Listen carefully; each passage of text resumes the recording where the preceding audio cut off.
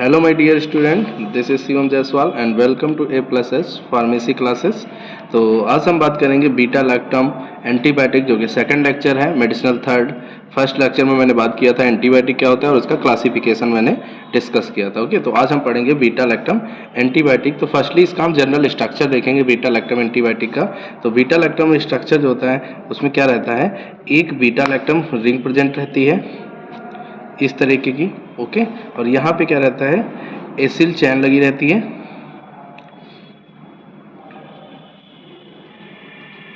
ये एसिल चैन एक लगी रहती है कहाँ पे, इस पोजीशन पे। नेक्स्ट क्या रहता है, थायाजोलिडीन रिंग रहती है,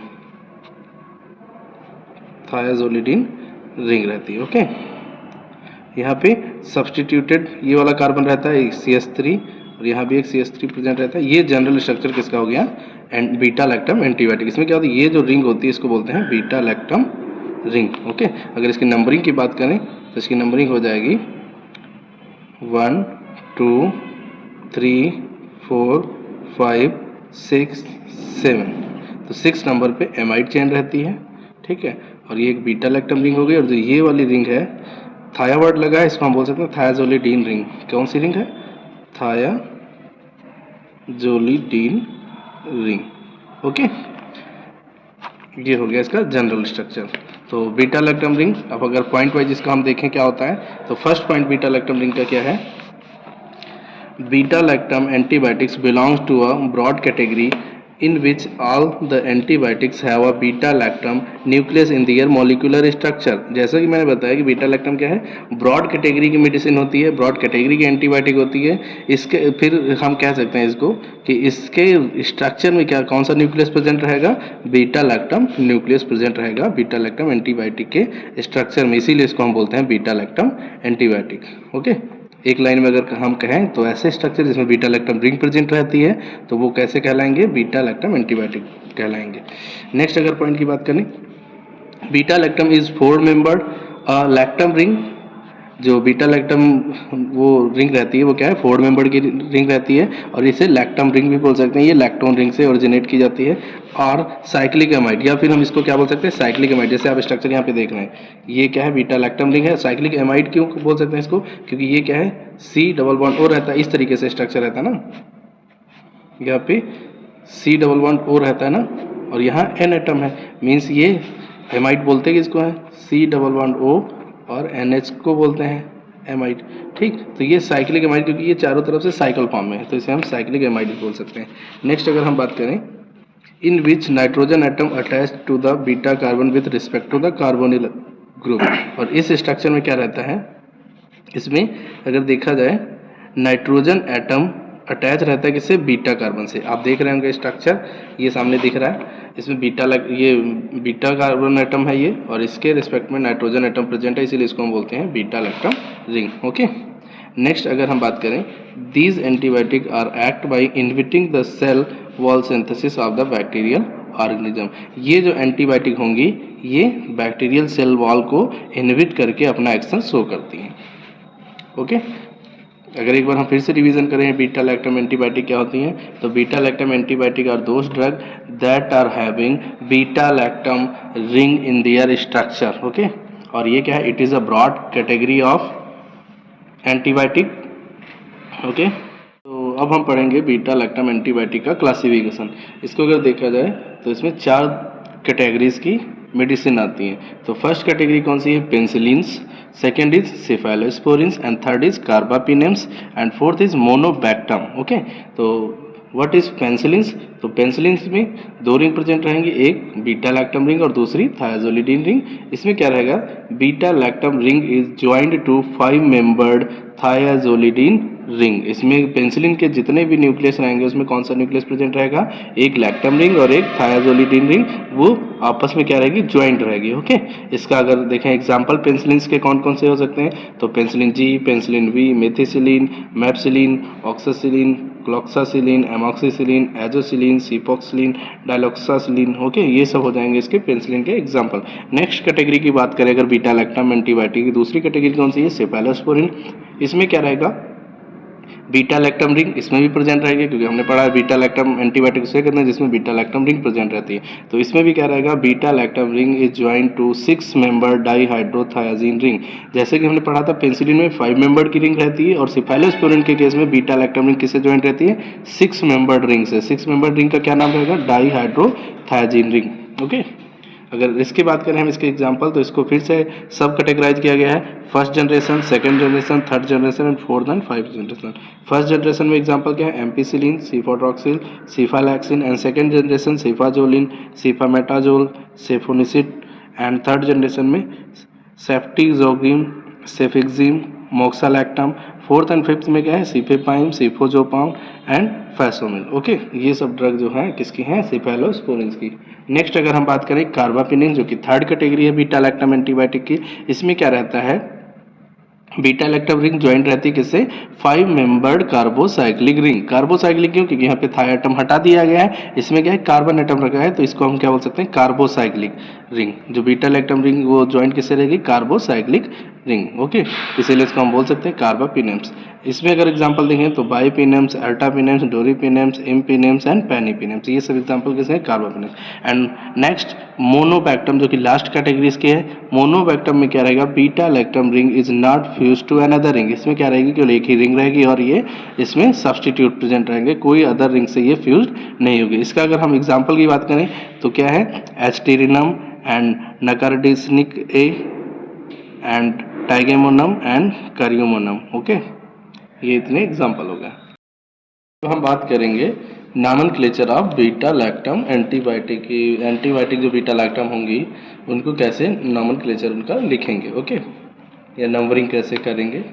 तो फर्स्ट पॉइंट क्या है, देखो, there are 2 numbering systems for the beta lactam exist. हम 2 तरीके हैं जिनसे बीटा लैक्टम एंटीबायोटिक को नंबरिंग दे सकते हैं।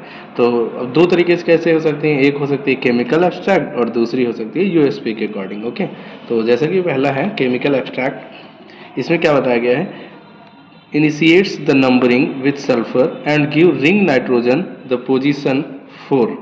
ओके, इसमें क्या है, नंबरिंग हमको कहाँ से स्टार्ट करनी है, according to the chemical abstract, sulphur atom से। ओके, सल्फर एटम से हम नंबरिंग स्टार्ट करेंगे और give ring nitrogen the position number 4। जैसे कि एक स्ट्रक्चर हम बना के आपको दिखाते हैं, जनरल स्ट्रक्चर हम बना लेंगे बीटा लैक्टम एंटीबायोटिक का। ये हो गया सल्फर एटम और ये एन एटम हो गया, नाइट्रोजन एटम।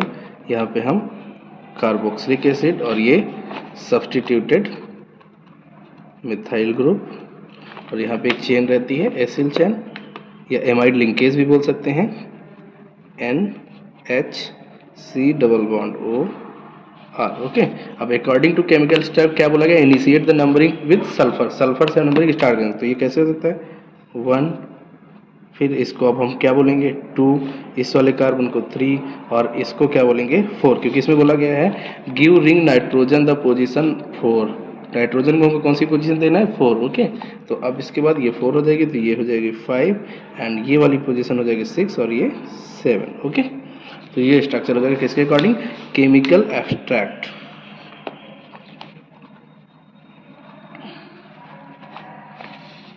ओके, हाँ, तो नेक्स्ट अब हम देखते हैं दूसरा कौन सा नंबरिंग करने का तरीका, यूएसपी के अकॉर्डिंग। यूनाइटेड स्टेट फार्माकोपिया में क्या बताया गया है, assign number 1 to the nitrogen and 4 to the sulphur. जैसे कि मैंने अभी इंट्रोडक्शन हम पढ़ रहे थे, तो नॉर्मल स्ट्रक्चर मैंने यूएसपी के अकॉर्डिंग नंबरिंग की थी। ओके, आप उसमें देख लेंगे, मैंने जो अभी बताया इससे पहले। तो इसमें क्या करेंगे, जनरल स्ट्रक्चर फिर से एक हम अगर बनाएं इसी को कंपेयर करने के लिए, तो इसमें भी क्या रहेगा, एमाइड हो गया और ये लैक्टम रिंग से नाइट्रोजन, और ये हो गया थायाजोलिडीन रिंग, ये सब्सटीट्यूटेड और ये एसिड ग्रुप, ये स्ट्रक्चर बन गया। इसमें क्या होता है, असाइन नंबर 1, नंबर 1 हम किसको देंगे, टू द नाइट्रोजन एटम, तो इसको हम 1 बोल देंगे।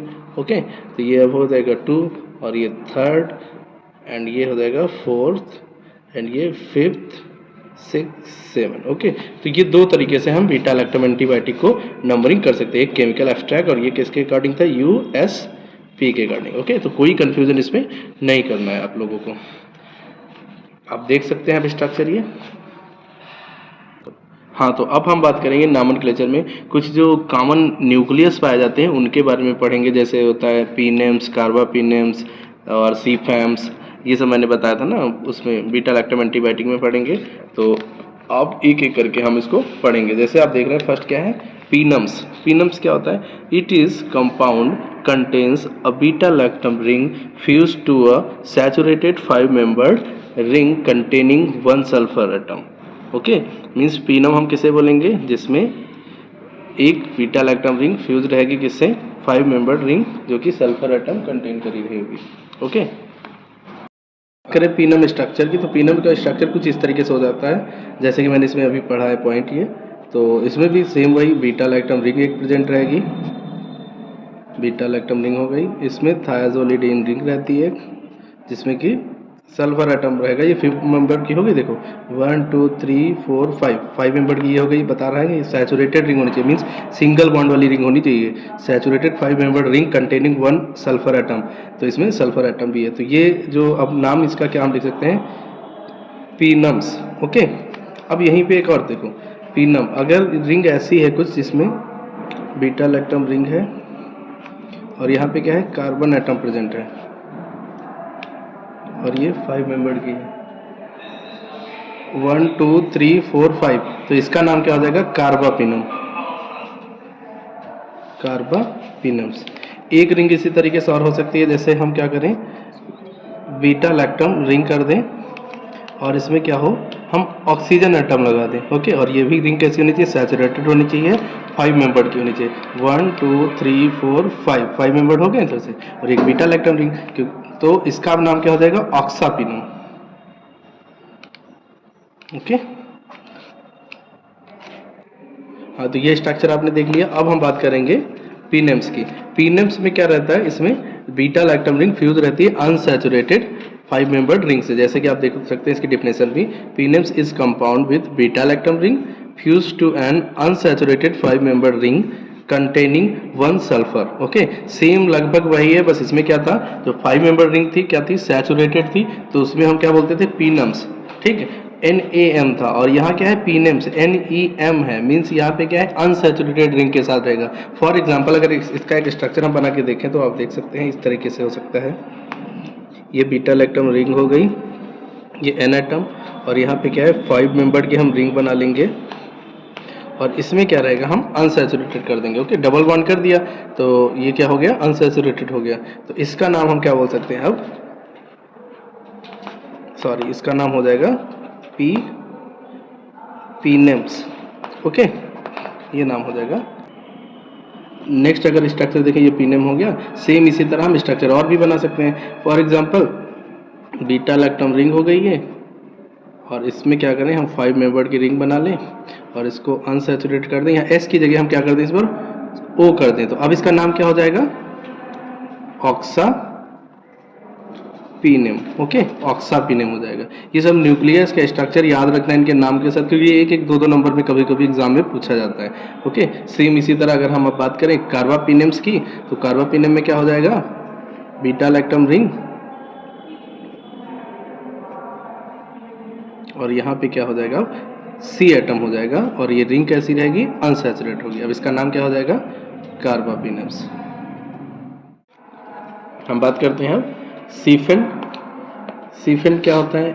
It is a compound contain a beta lactam ring fuse to a 6 membered sulphur containing dihydrothiazine ring. Okay, mean cephem क्या होंगे? इसमें भी बीटा लैक्टम रिंग फ्यूज रहेगी, लेकिन यहाँ पे किस चीज से फ्यूज रहेगी? 6 membered sulphur containing dihydrothiazine ring. इससे पहले वाले जो हम पढ़ रहे थे पीनेम्स एंड पीनेम्स, उसमें क्या था?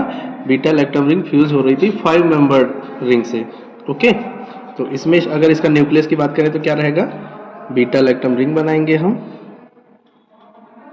और इसको हम फ्यूज करेंगे कैसे? 6 मेंबर की रिंग से, इस तरीके से। और यहाँ पे क्या रहेगा?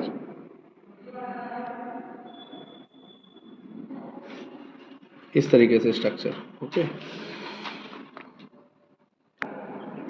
हाँ, तो इसी तरह अगर और हम बात करें सीफेन के और स्ट्रक्चर कैसे हो सकते हैं, तो जैसे दूसरा स्ट्रक्चर अगर देखें, जैसे अभी हम उसमें पढ़ रहे थे पीनेम्स में, तो इसमें बीटा लैक्टम रिंग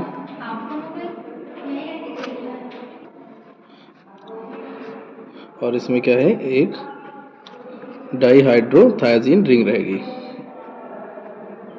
ओके, अब इसमें S की जगह हम अगर ऑक्सीजन लगा देंगे, ऑक्सीजन एटम लगा देंगे, तो अब इसका क्या नाम हो जाएगा, ऑक्सासिफेन, ऑक्सासिफेन।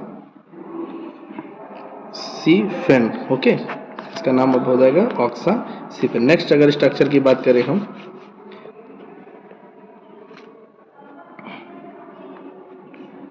और यहाँ पे अब हम लगा दें C, और ये